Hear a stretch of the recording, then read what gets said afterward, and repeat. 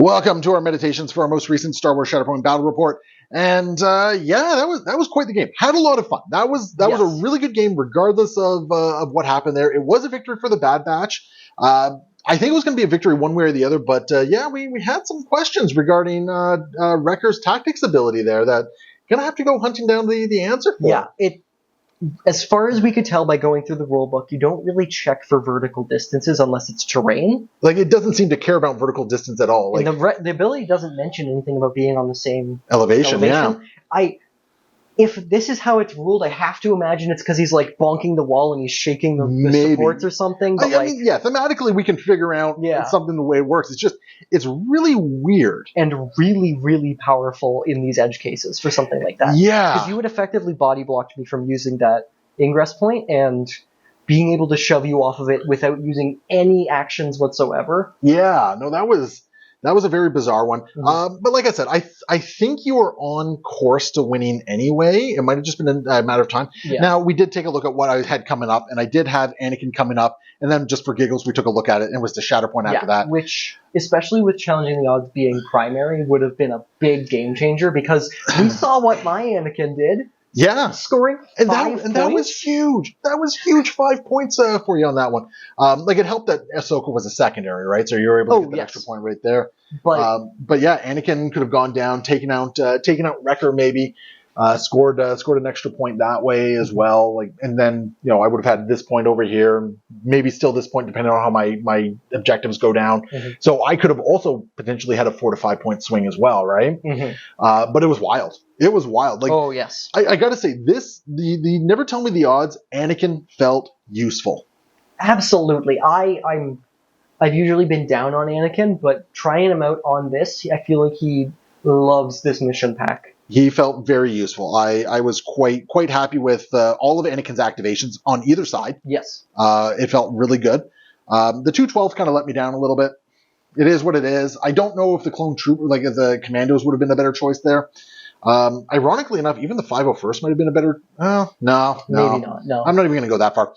But no, I wasn't able to take as much advantage of the coordinated fire because of the way the map works, right? I needed to have them a lot more central, and I think that actually really hurts the clones as a result. But it was. I think it's a weird interaction with this specific mission pack, because it can either be in Struggle 1 very, very spread out or very, very tight.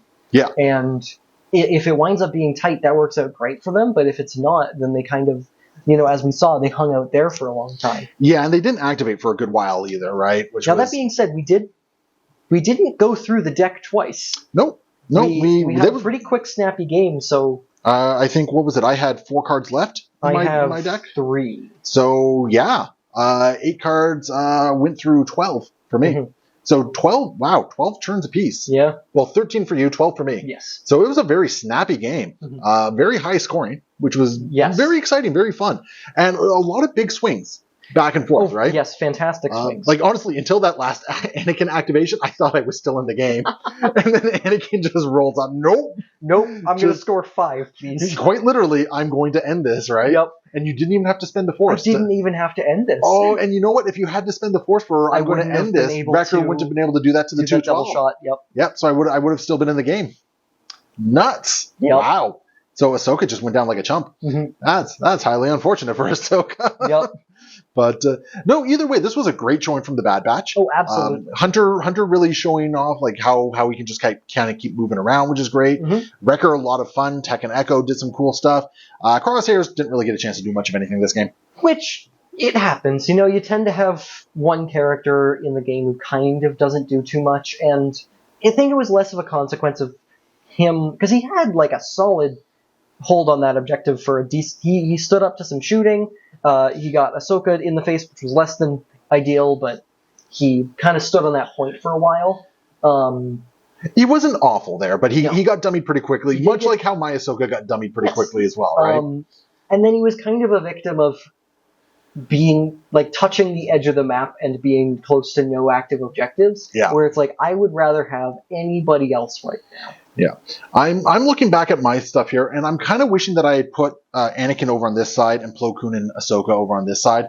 I think it would have been a little bit more impactful. I kind of had this idea that Anakin and Rex were going to be able to bully your guys a lot more, and unfortunately, too much of the fight ended up over here. Yeah, and I think it was a distance thing, but getting not in melee with Echo and Tech for as long as you did allowed them to really take advantage of their defensive tech.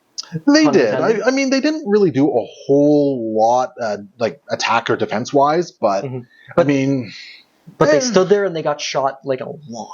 They did. I did shoot them a bunch with Rex and all that sort of stuff, which was fair. But yeah, I think too much of the important fighting was over on this flank, right here. And I think having the ARFs, having Anakin, having Rex over there would have probably been a lot more impactful. Instead, and then having Plo, because Ahsoka could have joined the fight over there easily enough. And then Plo and the 212 probably could have held down the fort over here. That might have been a little bit better for me. Right there. And I mean, I'm sure other people have probably noted some other tactical mishaps that went on there, because I'm sure they're going on. I'm still trying to get my legs around Plo Koon at this point. The fact that he has to be within 3 of the troopers to actually get his dash off his identity as well is just, it feels rough. It's a little less than ideal. Yeah, like it's just the amount of working around I have to do. But honestly, your team just came together really nicely. Oh, every member of the batch, except for Crosshair, did exactly what they needed to. And Anakin did amazingly. The ARFs did so much damage into Plo Koon. Yeah, well, I mean, Plo Koon did so much damage into the ARFs. He did as well, yeah. And that's the thing. Anakin on both sides of the table did work. Absolute MVP for both of us. As weird as it is, like Anakin did work for both of us, which was just great. You just happened to get that third struggle Anakin activation off before I did, and that put me right on the back and that foot. Was a big swing. It was 5 points, man. This 5 points. The struggle only lets you store 4. I just didn't care. Yeah. 5. Imagine if I had all 3 points and did that. It would have been I scored 6 points. 6 points. Yeah. that was absolutely batty. And it was great. I loved it. That was a moment I've been waiting to see Anakin be able to do for a very long time in this game. So I'm very happy you were able to pull it off. That was, I mean, on one hand, like I just got hit with a friggin' freight train, right? But it was great. It was absolutely fantastic. I have no complaints. I mean, I'm sitting here, I'm smiling, I'm laughing. That was a fun game. It was a little ridiculous, but sometimes, ridiculous is fun. A lot of the time, ridiculous is fun, man. That's just what it is. A lot of the time, ridiculous is fun. We can sit down here and play like the janky competitive lists, Django and Obi-2 in every list, and that's not fun. Well, we're taking some units out to play around with, have some fun. I'm trying to figure out Plo Koon. I'm trying to figure out are the other clone troopers worthwhile to take a look at? I know internet consensus probably says no, but not everything is the hardcore competitive meta, right? Now, that being said, there's a couple clone troopers you can have a look at here. Yeah, I got to get mine painted up. Yes, I got to get mine painted up and get them on the table at this point.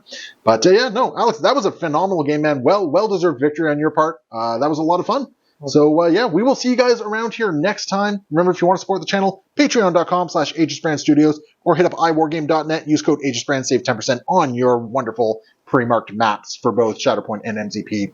We will see you guys next time. Happy wargaming.